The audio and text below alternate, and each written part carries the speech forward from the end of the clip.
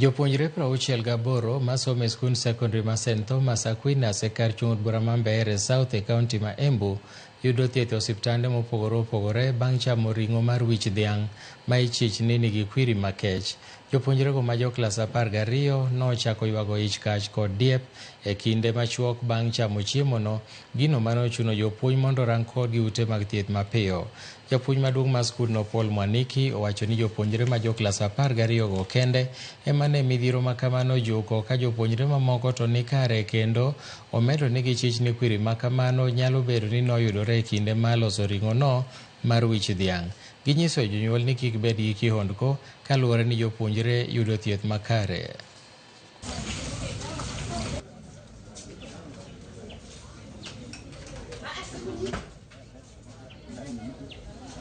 As at yesterday, we are now complaining of those who had taken meat, the red meat and the intestines on Wednesday. But today at around 5 a.m., I was told that some 11 students were complaining of stomachache. I rushed them to the nearby hospital, WAMS, which is a private hospital, and as they were being attended, another group of around 30 to 40 students, they joined us, and then I realized that the number was overwhelming that private hospital.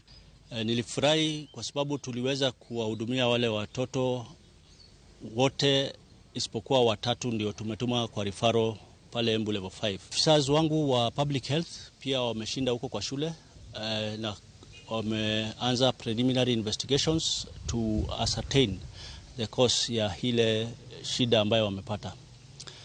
From the preliminary investigations ambayo nimepewa saa hii, wanasema the handling was not very sanitary. Riwruok jodongo mar oganda Jomeru mong'ere kaka Njuri Ncheke owuok oko mar chung' kod Ogai Mado Martha Koome e wi